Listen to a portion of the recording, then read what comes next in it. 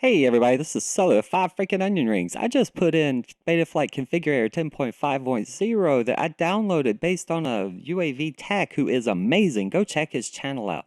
Anyway, downloaded it into OS Chrome. Wanted to run through a couple things I saw in Betaflight 4 that I thought were really awesome. And this 10.5 is now showing some of the new features and it's getting me really hyped up and excited. So let's go. So this is just a rundown of some things I noticed that were different in the upcoming Betaflight 4 that I thought were exciting. Number one, 32K gyro is going away, and support for 32K gyro sampling mode has been dropped in Betaflight 4.0. I don't know if that's a big deal to anybody else. It's not really a big deal to me, except I got my first freaking 32K gyro flight controller right beside me. I just bought my first one that was 32K able, and it just got dropped. So, bleh. Oh wait, I don't care. I think that's pretty cool, actually. Don't care. For board and sensor alignment, did a cool thing here where you can actually just select what you want. I thought that was cool. Nothing else new here, really, except I think for the first time ever, USB... Oh, it did work. USB does work for me.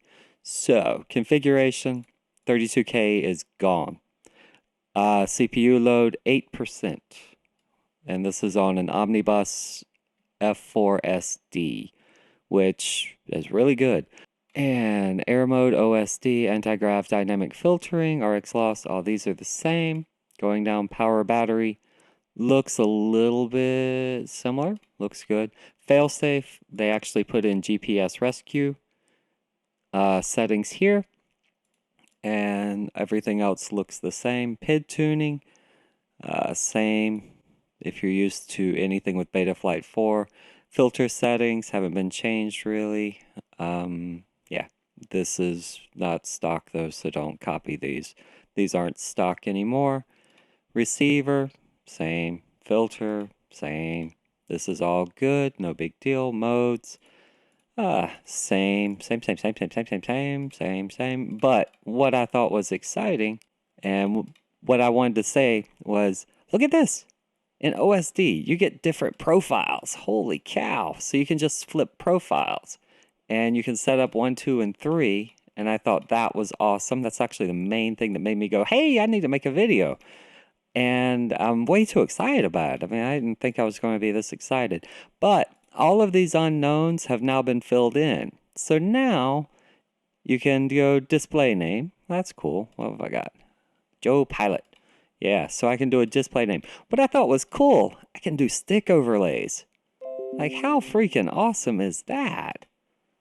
And the house passed the border and budget bill. Yeah, so anyway, I thought that was cool, stick overlays.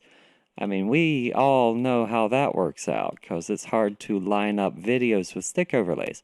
Flight distance, don't care about. Flip arrow, this is useful. If you use turtle mode, it will tell you which way to flip your thingy, your controller, so that you can flip over in the best. So flip arrow, stick overlays, link quality. Motor diagnostics puts in these little four doohickeys to tell how much power there is. Going to each motor, AG is just a little flashing G symbol, or AG symbol that tells you when you're a little hard on the sticks. ESC. And so I thought these were cool, and I think they are. I think they're very cool. I'm very excited about this, obviously, because I don't normally talk this excitedly, but right now I am. And warnings, you actually have an ESC failure. I thought that was cool. Temperature are out, crash flip, visual, battery critical warning, not full, yada, yada, yada. These are all about the same, except GPS rescue. These two are cool. ESC fail I thought was really good. And getting down here, you get your peak FFT, whatever that is, distance, yada, yada, yada. Max G-force is always fun. Anyway, I was way too excited about this, and I thought I would pop it out for people who don't want to go through the trouble of putting up Configurator 10.5 in OS Chrome, since it's not out yet. But just a run through of some of the new things that I saw that they're being put into Betaflight that are just really cool. And obviously, I'm way too excited about it. I may have been caffeinated a little bit more than I mean to be. But hey, this is Sully. Thanks again. Drop a like and a subscribe down below. I would love to keep you around. Let me know what you think. Let me know what you're thinking about. Let me know what you want to see. And we will talk at you later. So this is just a random flight from way back in the spring that I thought was a lot of fun, and it took me back to my college years whenever I had a music teacher. And if you don't know, I have a degree in playing saxophone.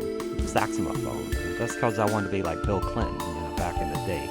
And that was just to get BJs and play sax. Let's just be honest, because that would be the coolest thing in the world. And it is, because everyone loves a sax player. And so anyway, he told me, why are you going to play classical music as a sax player? Do you know how many classical sax players there are? Like, none. You never heard of a classical sax player. You can be classical and you can play classical music with the sax, but you're not going to do it. So why are you doing it? And I used to tell him, hey, I do a lot of this stuff in music because I want to and because I enjoy it and for me and for self-fulfillment. And he looked me dead in the eye and he was like, dude, this is like whacking your meat, man. Everybody does it. But if you ain't doing it for an audience, man, then why are you doing it? What's the point? Everybody does it, but there's no audience around, so it's not like you helping out. You're not growing and you're not doing stuff. And I don't remember how he exactly put it, but I do remember he said it's like whacking your beef, man. Everybody does it, and if you ain't got an audience out there, then man, what's the point? You just sitting around just whacking it off in the freaking thing. And that gets me to FPV flying, because I swear, man, everyone wants to be the next Matty Stunts or Mr. Steele or Ladrib or any of these like great pilots. But seriously, sometimes it's good to just sit around at your own house and fly by a tree and just have some fun. It's like, I don't want to say it's like whacking off, but dang, man, it's whatever you want to do, just have some fun, man, because this world does not have enough fun in it.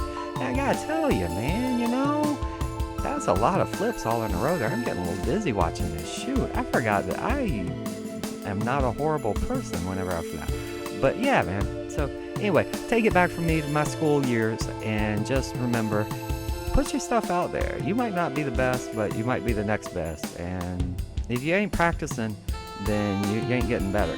And if you ain't getting better, then what's the point? And actually, I gotta tell you something else with FPV I love.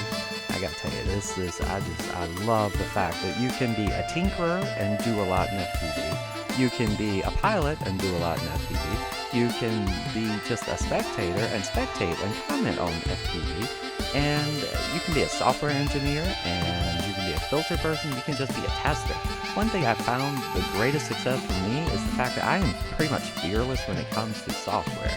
I will try anything out. If it blows up in my face, it has blown up in my face. I can guarantee you there have been way too many things in my life that literally blew up in my face, burned, scorched, cut, whatever. I survived it. I'm not afraid of it. So I'm willing to try these new Betaflight versions. I'm willing to do things that I didn't think I would be. Mostly because there's very little risk and it's fun. It's just fun.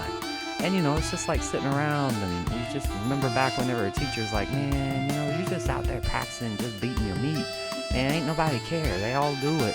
But, what's the point if you ain't gonna put it out there? So let's just put it out there. But not in that way. So anyway, y'all be good. Take care. Have fun.